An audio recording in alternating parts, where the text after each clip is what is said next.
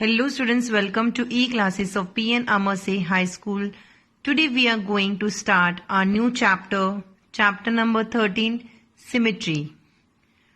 Now students, you must be thinking what is symmetry. Let's suppose you have a figure of any shape and you divide that figure by a line, and the figure which is divided into two equal parts is called symmetrical figure.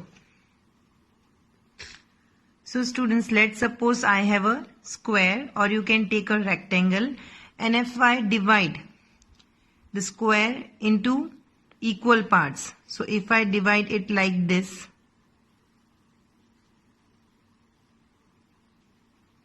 or if I divide it in this way, okay,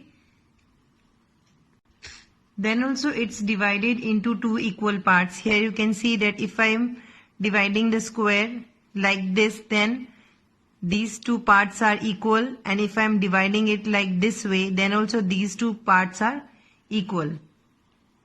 So we can say that the two parts are exactly same. Same means if I fold it, then these two pieces will overlap each other. So if I fold the square considering this line or considering this line, then these two pieces will overlap each other to form a symmetrical object. So students, we have seen what is symmetry. Now we will discuss about what is line of symmetry. Suppose students, we are taking this figure, again we are taking a square, and if we cut it like this,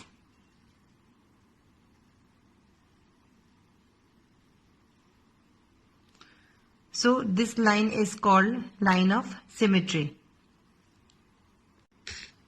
Now suppose students, if we are dividing the square with this line,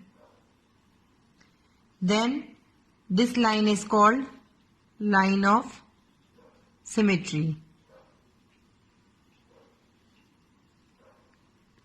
So students, if we are dividing any figure by a line, and we are dividing the figure into two equal parts, then that line is called line of symmetry. Students, you have to keep this in mind that in one figure we can find more than one line of symmetry. Students, as you can see, this is a figure. If I am dividing this in this way, then also it's divided into two equal parts. If we am drawing a line of symmetry here, then also it's divided into two equal parts. And if I am dividing this figure in this way, diagonally, then also it's divided into two equal parts. And if I am dividing the figure in this way, then also it's divided into two equal parts. So we can say that one figure has more than one line of symmetry. Students, keep this in mind that different figures may have different line of symmetry. So students, we will further discuss about one line symmetry, two line symmetry, and infinite lines symmetry. The imaginary line or axis along which you fold a figure to obtain the symmetrical halves is called the line of symmetry. Now here, one line of symmetry means the figure is symmetrical only about one axis. It may be horizontal or vertical. Here you can see this figure is divided into two parts in this way. So this figure has one line of symmetry. Now next is two lines of symmetry. A figure is symmetrical only about two lines. The lines may be vertical and horizontal lines. Here you can see this is a figure which can be divided into two equal parts. In this way, we can divide by making a line here, or in this way. So here the figure is divided by two lines, horizontal or vertical. So this is a figure having two lines of symmetry. Next is infinite lines of symmetry. Some figures have not one or two but infinite line passing through the center and the figure is still symmetrical. Here you can see the example of a figure having infinite lines of symmetry. The example is of a circle. A circle has infinite lines of symmetry. Now our next topic is reflection and symmetry.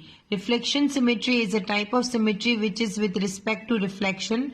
Reflection symmetry is also called mirror symmetry or line symmetry. It states that if there exists at least one line that divides a figure into two equal halves and such that one half is the mirror image of the other half.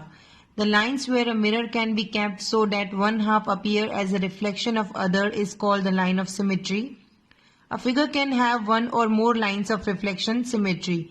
The line of symmetry can be in any direction. So now students, example of reflection symmetry. Here regular polygons of n sides have n lines of symmetry. Here you can see the figure is of triangle and it's a regular triangle, means all the sides of the triangle are of equal measure. So the triangle has three lines of symmetry. Next is square, and square is also a regular polygon as all its sides are of equal measure. The square has four lines of symmetry, and pentagon has regular pentagon has 5 lines of symmetry, and regular hexagon has 6 lines of symmetry.